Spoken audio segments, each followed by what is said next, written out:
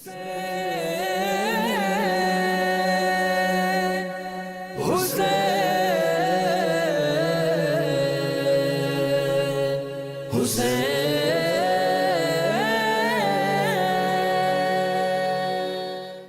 باللہ من الشیطان الرجیم، بسم اللہ الرحمن الرحیم۔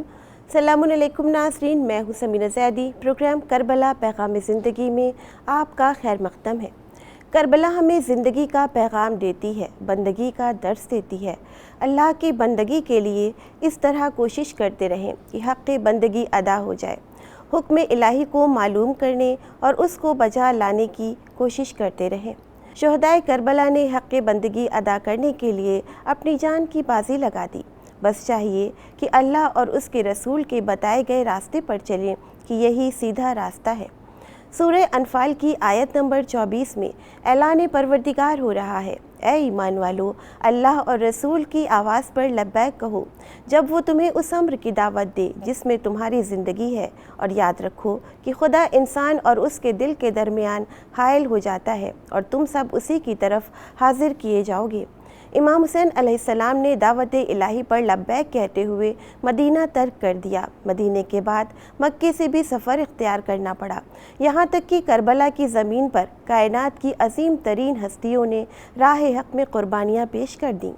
پوری دنیا میں حق و باطل کی جد و جہد جاری ہے۔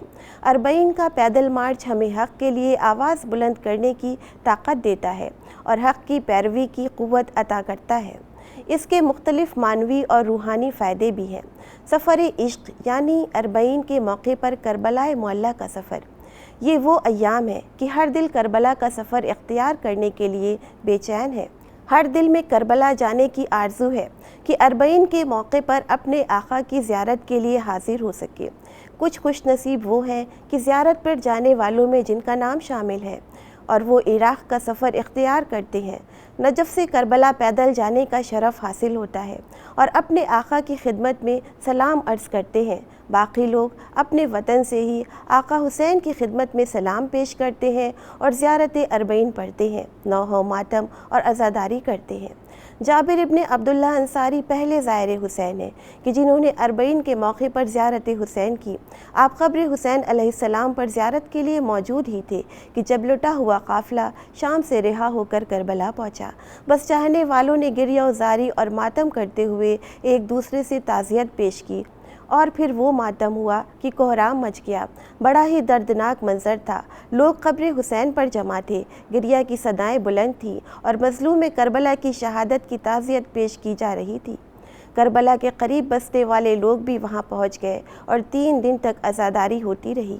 امام زین العابدین علیہ السلام نے اس طرح سے حضرت جابر سے اپنے حالات بیان کیے کہ اے جابر، خدا کی قسم، ہمارے مردوں کو شہید کر دیا گیا، چھوٹے بچوں کو ذبح اور ہماری مستورات کو قید کیا گیا اور ہمارے خیموں کو لوٹ کر آگ لگا دی گئی۔ آج بھی روز 40 ایک کثیر تعداد میں لوگ کربلا پہنچتے ہیں اور مقامی حضرات ہر طرح سے زائرین کی خدمت کے لیے آمادہ رہتے ہیں اور ہر طرح کی سہولیت کا اہتمام کرتے ہیں۔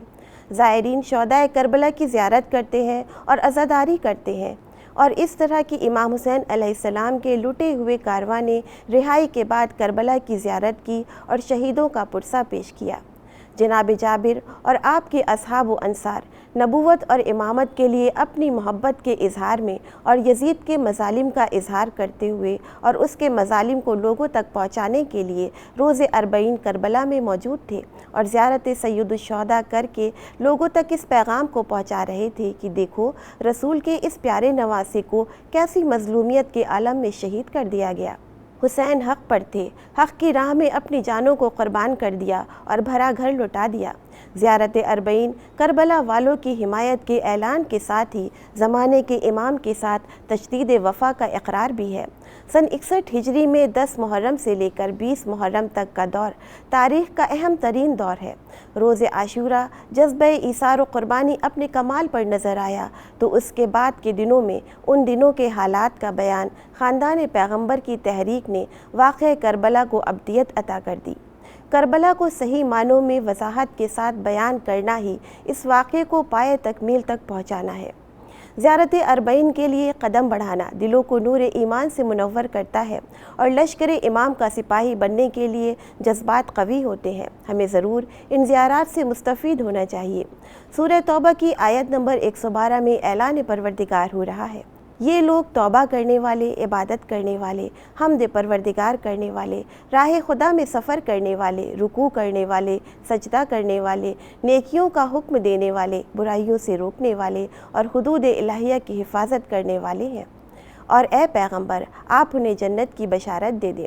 زیارت اربعین کی اتنی زیادہ تاکید کی گئی ہے کہ دنیا کے گوشے گوشے سے لوگ کربلا آتے ہیں اور امام مظلوم کے ساتھ اپنی محبت اور عقیدت کے اظہار کرتے ہیں۔ مختلف مذاہب کے لوگ جذبہ محبت و عشق کے ساتھ ایک ہی جگہ پر جمع ہو کر جوش ملیح آبادی کی اس شعر کی تعبیر بن جاتے ہیں کہ انسان کو بیدار تو ہو لینے دو، ہر قوم پکارے گی ہمارے ہیں حسین۔ امام حسین علیہ السلام کی محبت، ان سے عقیدت، اس سرزمین سے عقیدت ہمارے لیے، ہماری پوری قوم کے لیے باعث فخر ہے۔ اربعین ہمارا فخر ہے۔ زیارت اربعین پر جانے والوں کے لیے ہر قدم پر نیکی لکھی جاتی ہے اور اس کا اجر محفوظ ہے۔ یہ سب اللہ کا ہم انسانوں پر کرم ہے کہ ہمیں حسین جیسی نعمت عطا کی۔ یہ ایام اللہ ہیں، ان کی قدر کرنی چاہیے، ان کی یادوں کو تازہ کرنا چاہیے۔ ان کی یاد منانے سے برکت ہوتی ہے، زندگی میں نورانیت اور جلا ہوتی ہے، ان سے انسانیت کو حیات نو ملتی ہے۔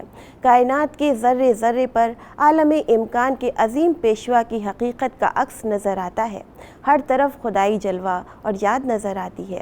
محرم اور سفر ہی نے اسلام کو زندہ اور تابندہ بنا رکھا ہے، اس سے انسانیت، شرافت، مروت، صداقت اور کرامت باقی ہے۔ اربعین ایک عالمی تحریک ہے، یہ تحریک دن بدن اپنی معنویت کے ساتھ بڑھ رہی ہے۔ بس دعا ہے بارگاہ الہی میں کہ ہم سب کو بھی اس تحریک کا حصہ بننے کی توفیق عطا کرے۔ اسی کے ساتھ مجھے اجازت دیجیے، انشاءاللہ پھر ملیں گے، تب تک کے لیے خدا حافظ۔